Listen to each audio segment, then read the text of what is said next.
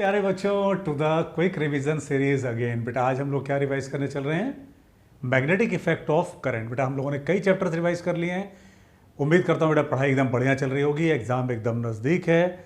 इस समय अपना जो जोश है वो एकदम बरकरार रखना है, अपना जो टेम्पो है वो एकदम हाई रखना है, जो कॉन्फिडेंस है वो एकदम हाई लेवल पर रखना है।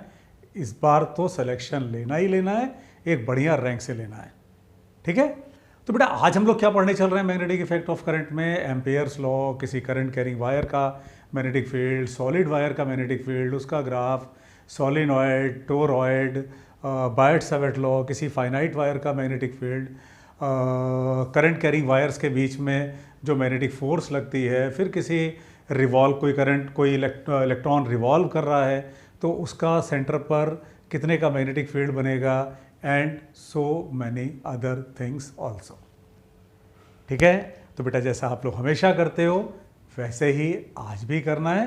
बेटा वीडियो को पूरा देखो, अपने नोट्स प्रॉपर बनाओ, कहीं कोई ऐसी चीज़ है जो छूट रही है तो उसको कंप्लीट करो। एक एक नंबर की फाइट है, एक नंबर भी बहुत बहुत इंपॉर्टेंट है। Let's begin. बेटा एम्पियर्स लॉ क्या कहता है कि किसी करंट कैरिंग वायर के सराउंडिंग में, उसके आसपास में मैग्नेटिक फील्ड होता है जो कि क्लोज लूप फॉर्म करता है। एम्पियर्स लॉ को आप इक्विवेलेंट कहते हो गॉस लॉ के।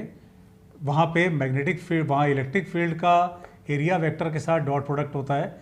यहाँ B dot D L is equal to mu naught I N, यानी कितने का करंट एनक्लोज है इस पर डिपेंड करता है कितना मैग्नेटिक फील्ड होगा। जैसे गॉस थ्योरम में आप उसका इस्तेमाल करके कई अलग अलग चार्ज डिस्ट्रीब्यूशंस के लिए इलेक्ट्रिक फील्ड निकालते थे, बिल्कुल वैसे ही अगर एक इनफाइनाइटली लॉन्ग वायर है तो उसके आर के डिस्टेंस पर बेटा मैग्नेटिक फील्ड क्या फॉर्मूला होता है बोलो? Mu naught upon 2 pi I by R. ये एक infinitely long magnetic field, current carrying wire का मैग्नेटिक फील्ड है। बेटा इसमें डायरेक्शन कैसे निकालते हैं?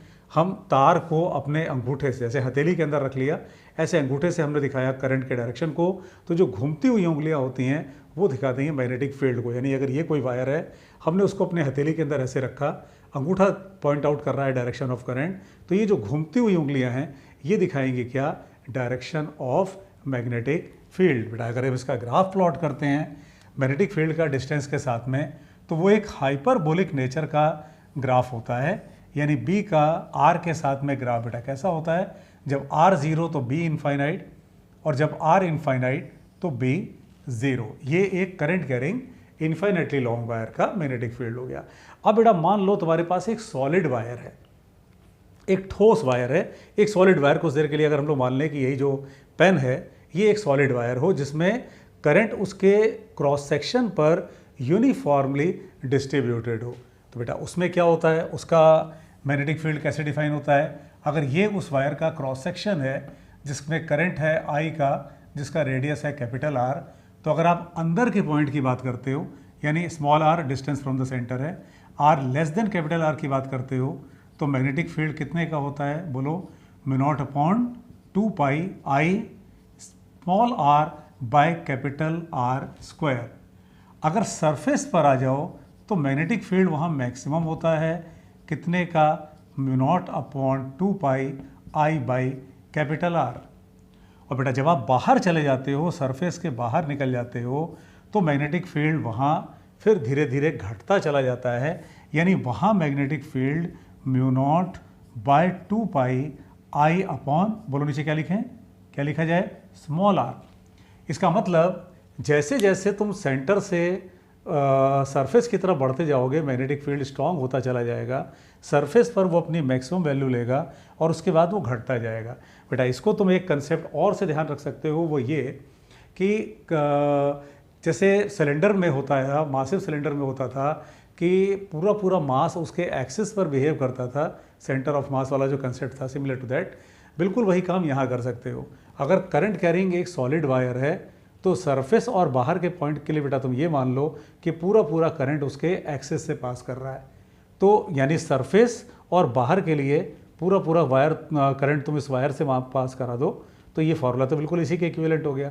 बस इसको ध्यान रखना है बेटा, ये जो फार्मूला है ये इक्विवेलेंट है जैसे एक सॉलिड इंसुलेटिंग स्फीयर के लिए आप इलेक्ट्रिक फील्ड का फार्मूला पढ़ते थे। ये उसके जैसा ही है, ग्राफ भी उसके जैसा ही है। जब आप फील्ड का ग्राफ प्लॉट करोगे डिस्टेंस के साथ में, तो बोलो कैसा कैसा ग्राफ होना चाहिए बी का ग्राफ आर के साथ में।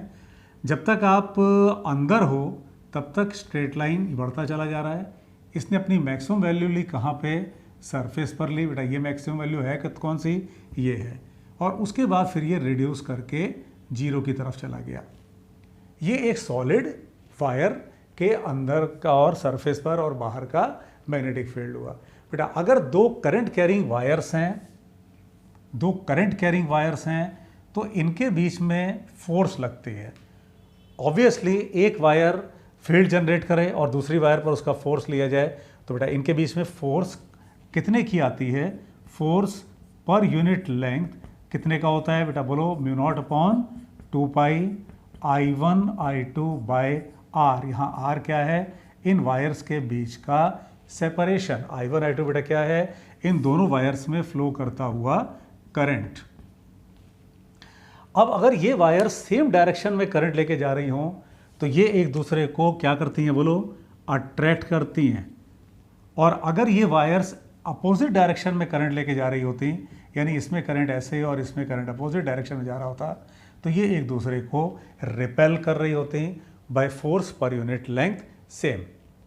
ठीक है, तो करंट कैरिंग वायर्स बेटा ये बहुत इजी कंसेप्ट है, इस पर कई बार क्वेश्चंस पूछे जा चुके हैं। तो उसमें आपको फोर्स का डायरेक्शन निकालने के लिए आप मैग्नेटिक फील्ड निकालो, फिर करंट के डायरेक्शन से निकालो, उससे कोई ज़रूरत नहीं है। जैसे अगर प्रूफ करना चाहो तो यहाँ कर सकते हो कि अगर इसका देखोगे तो इसका फील्ड बनेगा यहाँ पे क्रॉस का, और क्रॉस का फील्ड बना, करंट की दिशा में हाथ को रखा, फील्ड की तरफ मोड़ा, तो फोर्स इस डायरेक्शन में आई, और बाय न्यूटन्स थर्ड लॉ वही फोर्स इस पर राइट डायरेक्शन में आ गई।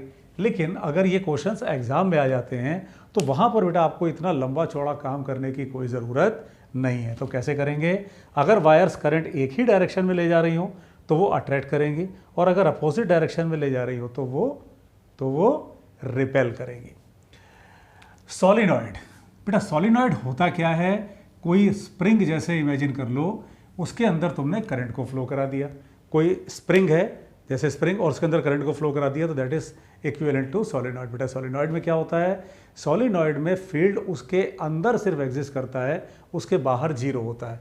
मतलब अगर इसमें करंट फ्लो कर रहा हो तो फील्ड इसके सिर्फ अंदर एग्जिस्ट करेगा बेटा, इसके बाहर एग्जिस्ट नहीं करेगा, यानी यहाँ फील्ड जीरो होगा।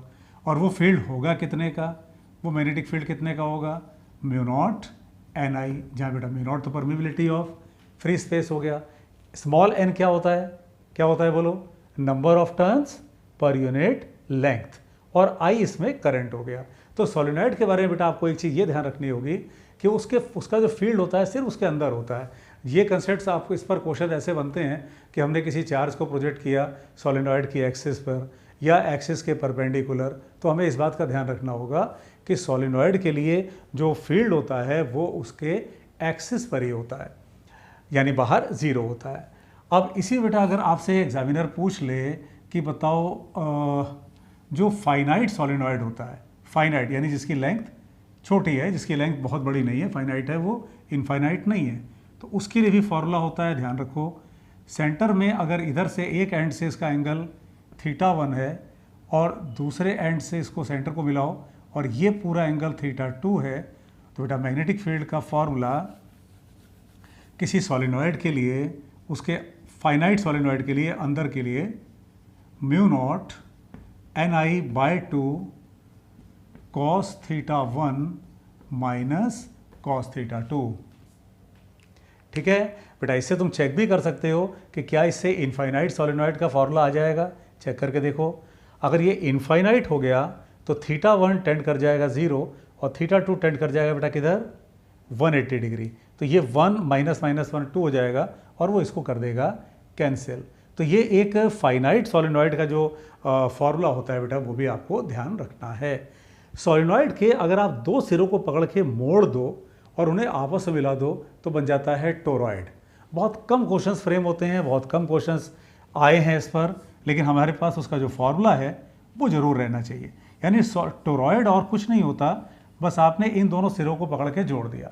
मतलब जो सॉलिनॉइड है ना, उसके दोनों सिरों को पकड़ा और दोनों सिरों को ले आके ऐसे जोड़ दिया, तो ये बन गया बेटा क्या, टोरॉइड। तो टोरॉइड के अंदर जो मैग्नेटिक फील्ड होता है वो इधर, मतलब इसके ये जो इनकी जो थिकनेस है इसमें एग्जिस्ट करता है। क्या फॉर्मूला होता है? फॉर्मूला इसका सिमिलर है, एक वायर के फॉर्मूले के जैसा ही है almost, mu naught by 2 pi NI by R। अब इसमें और सोलेनॉइड में एक डिफरेंस जो एग्जाम से पूछा गया है कि सोलेनॉइड से ही मोड़ के टोरॉइड बनाया गया, लेकिन उसमें ये डिस्टेंस पर डिपेंड कर रहा है, जबकि सोलेनॉइड के अंदर वो उसकी जो थिकनेस है, उसका जो डिस्टेंस है, उससे वो इंडिपेंडेंट रहता था। तो टोरॉइड के अंदर फील्ड एग्जिस्ट करेगा, लेकिन वो डिस्टेंस पर डिपेंड भी करेगा। और what is an? Total number of turns. चलो बेटा बढ़े यहाँ से आगे। बेटा जहाँ भी अगर आप लोगों को कोई डाउट हो उसको आप लोग कमेंट बॉक्स में लिख करके ज़रूर पूछो, और जो टॉपिक्स कंप्लीट करते जाओ उसको फिजिक्स मूनशॉट का जो ऐप है उससे उस पर जो प्रैक्टिस क्वेश्चंस हैं, टेस्ट्स हैं, उनको सॉल्व करो और उससे उसका प्रॉपर सॉल्यूशन देख करके उससे भी हेल्प लो। बेटा क्या होता है बायट-सैवर्ट लॉ? अगर कोई वायर है जिसमें करंट जा रहा है I का, और तुम्हें किसी इस पॉइंट पर फील्ड को निकालना है जहाँ का पोजीशन वेक्टर है मान लो R, ये लेंथ एलिमेंट हो dl, तो बायट-सैवर्ट लॉ इस पॉइंट पर मैग्नेटिक फील्ड का फॉर्मूला बताता है। क्या होता है वो formula? Mu naught upon 4 pi I dl cross R by R cube. बेटा जहाँ तक डायरेक्शन का सवाल है, आप फोर्स को बिल्कुल, फील्ड को वैसे ही बिल्कुल निकाल सकते हो जैसे आपने एम्पियर्स लॉ में इससे पहले निकाला हुआ है, यानी डायरेक्शन ऑफ फील्ड बिल्कुल वैसा ही होगा। अंगूठे से आप करंट को दिखाओ और घूमती हुई उंगलियां मैग्नेटिक फील्ड को दिखाएंगी। इसके हेल्प से आप निकालते हो किसका फॉर्मूला? एक वायर का जो फाइनाइट लेंथ का है। बेटा इसकी आपको बहुत ज़रूरत पड़ती है क्वेश्चंस में, कि अगर एक फाइनाइट लेंथ की वायर है, फाइनाइट लेंथ, इनफाइनाइट नहीं, एक फाइनाइट लेंथ वायर है और इसके इस पॉइंट पर मैग्नेटिक फील्ड तुमको निकालने को बोला जाए, तो क्या करते हो बेटा? यहाँ से परपेंडिकुलर गिराते हो। ये डिस्टेंस है अगर d, इसको ले आकर के यहाँ पर ऐसे जोड़ दो। ये एंगल अगर अल्फा है, ये एंगल अगर बीटा है, तो बेटा इस पॉइंट पर magnetic field mu naught by 4 pi I by d, आगे sine alpha plus sine beta.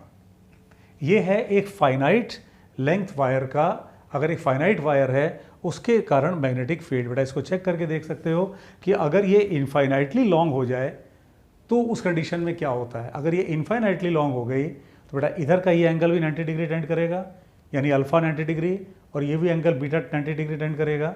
जब आप यहाँ पे 90 ले लोगे तो ये 2 और वो 2 इसको कैंसिल करेगा, तो क्या हमारे पास वही फॉर्मूला नहीं आ जा रहा है जो हमने एक इनफाइनाइटली लॉन्ग वायर के लिए देखा था? ठीक है, तो अगर हमारे पास बेटा फाइनाइट वायर का फॉर्मूला है तो इससे भी हम इनफाइनाइट वायर का फॉर्मूला डिराइव कर सकते हैं। बेटा बायट-सैवर्ट लॉ से ही अगर हमारे पास एक करंट कैरिंग रिंग है तो उसके एक्सिस पर मैग्नेटिक फील्ड आता है। कितने का आता है? Mu naught by 2 IR square by, बोलो क्या निकलना चाहिए नीचे? R square plus x square whole power 3/2। बेटा ये काफ़ी हद तक सिमिलर है एक करंट कैरिंग एक चार्ज्ड वायर के एक्सिस पर इलेक्ट्रिक फील्ड से। तो ये फॉर्मूला, बेटा फॉर्मूले आपको सारे याद होने चाहिए। फॉर्मूले को अभी भी कुछ क्वेश्चंस तो फॉर्मूले बेस आते ही एग्जाम्स में, फॉर्मूले सारे याद होने चाहिए।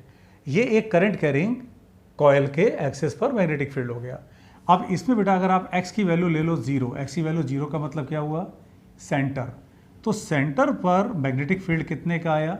x की वैल्यू 0 ले लोगे, ये नीचे r³ आया, तो सेंटर पर मैग्नेटिक फील्ड आ गया mu naught by 2 I by R का।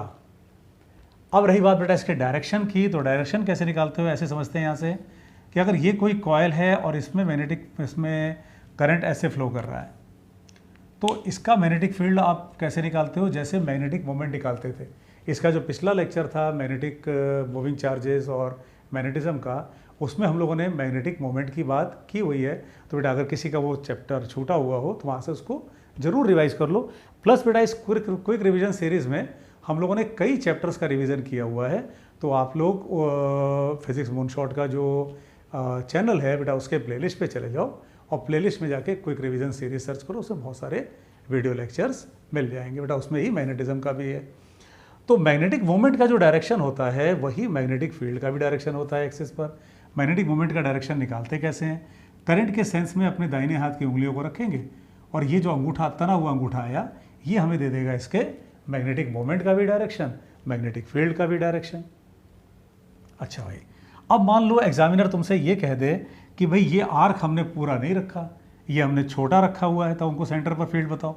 छोटा रखा हुआ मतलब ऐसे आर्क है, सपोज ये सेंटर पर कुछ अल्फा एंगल फॉर्म कर रही है, और तब बेटा आपसे पूछ लिया गया बताओ उसके सेंटर पर मैग्नेटिक फील्ड, मतलब अगर ये एक सर्कल होता तो ये ऐसे कंप्लीट होता। इसका एक टुकड़ा आपने काट लिया 30 डिग्री 60 डिग्री का, तो बेटा इसको बिल्कुल सिंपल मेथड से याद रखो कि अगर ये कंप्लीट लूप होता तो इसका मैग्नेटिक फील्ड इतने का बनता सेंटर पर, तो अगर ये अल्फा है तो कितने का, यानी μ0/2 I/r। बेटा ये फील्ड कब होता? जब पूरा एंगल होता 360 डिग्री या कह लें 2 पाई रेडियन। तो अल्फ़ा के लिए कितना?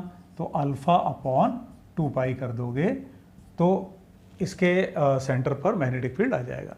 ऐसे बहुत सारे क्वेश्चंस बनते हैं जिसमें वायर और जो करंट कैरिंग लूप है उन दोनों का इफेक्ट एक साथ लेना होता है। तो कुछ नहीं करना है, जैसे एग्जांपल के लिए अगर अपने पास एक वायर ये ऐसे है और ये फिर ऐसे सेमी सर्कल से जुड़ जाए और उसके बाद ये वायर ऐसे चली जाए, और तब बेटा आपसे पूछा जाए कि बताओ इस पॉइंट का मैग्नेटिक फील्ड कितने का है सेंटर का, तो पहले आप इस वायर के कारण निकाल लोगे। ये सेमी इनफाइनाइट वायर है बेटा, सेमी इनफाइनाइट वायर का मतलब एक वैल्यू को आप 90 ले लेना, दूसरे को आप 0 ले लेना, तो वो एक इनफाइनाइट वायर का हाफ हो जाएगा। इसका मैग्नेटिक फील्ड आप निकाल लोगे यहाँ पे, फिर आप इसके कारण मैग्नेटिक फील्ड को निकाल लो, फिर इसका मैग्नेटिक फील्ड निकालो और तीनों को जोड़ दो। ठीक है, तो यानी अगर आपको फाइनाइट वायर का फील्ड पता है तो आप फाइनाइट वायर और सर्कल और जो भी कुछ एग्जामिनर मिला दे आप उसको बेटा बहुत आराम से कर लोगे। ठीक है, चलो अब बेटा क्योंकि ये क्विक रिवीजन सीरीज है, हम लोग को कोशिश ये करनी है कि कम टाइम में हम लोग ज़्यादा से ज़्यादा कंसेप्ट को रिवाइज कर लें। बेटा इसी में अगर एग्जामिनर आपसे ये कह देता है कि हमारे पास दो चार्जेस हैं Q1 Q2 और ये दोनों वेलोसिटी से मूव कर रहे हैं V1 और V2 से, बेटा अब हम लोग क्या करने चल रहे हैं? मैग्नेटिक फोर्स और इलेक्ट्रोस्टैटिक फोर्स को कंपेयर करने चल रहे हैं। इनके बीच का गैप अगर R है तो बेटा ये बात सही है कि इनके बीच में मैग्नेटिक और इलेक्ट्रिक फोर्स दोनों लग रही होगी। उनका रेशियो क्या होता है? Force of magnetic field by force of electric field. ये होता कितना है? ये V1 V2 by c square, what is c? Velocity of light. और बेटा यहीं से एक कंसेप्ट ये आता है कि दो चार्जेस के बीच में मैग्नेटिक फोर्स इलेक्ट्रिकल फोर्स से काफ़ी कमज़ोर होती है। यानी अगर कोई ऐसा क्वेश्चन आ जाए जिसमें कि तुम्हें कंपेयर करना पड़ जाए कि मैग्नेटिक फोर्स और इलेक्ट्रिकल फोर्स दोनों हो और वहाँ कंपेयर करना पड़ जाए कि कौन बड़ा है, कौन डोमिनेट करेगा, तो वहाँ इलेक्ट्रिकल फोर्स करेगी। एग्जाम्पल के तौर पे अगर हम लोग इसी क्वेश्चन को कहें तो इसमें बेटा जो मैग्नेटिक फोर्स होगी उसको तो करंट कैरिंग वायर मान लेना। जैसे ये चार्ज पॉजिटिव है दोनों, तो ये ऐसे ऊपर जा रहे हैं, तो मान लो दोनों ही करंट लेके ऊपर की तरफ जा रहे हैं। अब उन दोनों के बीच में करंट क्योंकि एक डायरेक्शन में जा रहा है तो मैग्नेटिक फोर्स के कारण अट्रैक्शन होना चाहिए। लेकिन बेटा इलेक्ट्रिकल फोर्स का रिपल्सिव नेचर की होगी, क्यों? क्योंकि दोनों चार्जेस सेम हैं। तो डोमिनेट कौन करेगा? इलेक्ट्रिकल फोर्स करेगी। यानी कभी अगर ऐसी कंडीशन आ जाए कि दोनों एक दूसरे के अपोजिट खड़ी हो जाएं तो आपको तय करना होगा किससे? इलेक्ट्रिकल फोर्स से, जो कि डोमिनेट करती है। कुछ एग्जांपल्स और देख लेते हैं। जैसे एक वायर है जिसके यहाँ पे करंट है और यहाँ पे बेटा एक चार्ज को कह दिया क्वेश्चन ने और ये कहा कि बताओ इसमें इलेक्ट्रिकल फोर्स कितने की है। तो इस केस में मतलब एक करंट कैरिंग वायर है और एक चार्ज है। अब फिलहाल इस कंडीशन में बेटा क्या होगा? Electrical force 0। क्यों 0? क्योंकि current carrying wire electrically neutral होती है और उसका कोई इलेक्ट्रिक फील्ड नहीं बनता, तो इसके कारण इस पर कोई इलेक्ट्रिकल फोर्स लगेगी नहीं, यानी इलेक्ट्रिक फोर्स 0। मैग्नेटिक फोर्स भी 0। बेटा क्यों 0 बोलो? क्यों 0? क्योंकि ये चार्ज रेस्ट पे है। मैग्नेटिक फोर्स तब लगती है जब कोई चार्ज हो, मैग्नेटिक फील्ड हो, मोशन कर रहा हो। हाँ, अब इसी में अगर हमसे ये कह दिया जाए कि ये चार्ज हमने इधर की तरफ ऐसे मूव करा दिया तो अब इसमें मैग्नेटिक फोर्स लगने लगेगी अट्रैक्टिव नेचर की, इलेक्ट्रिकल फोर्स लगेगी नहीं। ठीक है, तो इस कंसेप्ट को हमें ध्यान रखना होगा बेटा। एक कंसेप्ट और फिर हम लोग इस वीडियो लेक्चर को कंप्लीट करेंगे। एक इंपॉर्टेंट कंसेप्ट कि जब कोई इलेक्ट्रॉन मूव करता है सर्कुलर पाथ पे, यही कर लेते हैं, अगर कोई इलेक्ट्रॉन सर्कुलर पाथ पे मूव कर रहा हो और तब ये पूछा जाए कि उसके सेंटर पर वो मैग्नेटिक फील्ड कितने का जनरेट कर रहा होगा। तो बेटा मान लो एक इलेक्ट्रॉन है और वो ऐसे घूम रहा है सर्कुलर पाथ पे with some velocity v, radius r। तो मैग्नेटिक फील्ड बेटा अभी आपने देखा सेंटर पर μ0/2 I/r का होता है ना। अब बेटा ये करंट कैसे निकाल लोगे आप? इलेक्ट्रॉन का चार्ज कितनी देर में एक साइकिल कंप्लीट करेगा, दैट इज कैपिटल T। तो ये बेटा कैसे निकाल लोगे आप? 2πr/v। तो इसको ऊपर ले जाओगे तो ये बन जाएगा EV/2πr। तो बेटा यहाँ पर अब इसको अगर पुट कर दिया जाए, इस वैल्यू को पुट कर दिया जाए तो ये हो जाएगा कितना? μ0/4π, और क्या हो जाएगा भाई? EV/r²। बेटा एक बार मिला लेते हैं, कोई छूट तो नहीं रहा है। μ0 इसको रख दिया आपने EV/2πr, तो ये 4 हो गया पाई और नीचे हो गया क्या? r²। ये बेटा क्या निकाल लिया हम लोगों ने? कोई इलेक्ट्रॉन अगर सर्कुलर पाथ पे घूम रहा है तो उसके सेंटर पर, यानी सर्कल के सेंटर पर मैग्नेटिक फील्ड। तो ये आ गया उसका मैग्नेटिक फील्ड। ठीक है, तो बेटा आज के लेक्चर में इतना ही। स्टे ट्यून्ड, और बेटा बाकी जितने भी लेक्चर्स हैं उनको भी आप देखते रहो। इसमें हम लोग और वीडियोस अपलोड करते जा रहे हैं। अच्छे से तैयारी करो, जम के तैयारी करो, एक बढ़िया रैंक से selection low. Wish you all the very very best. Thank you.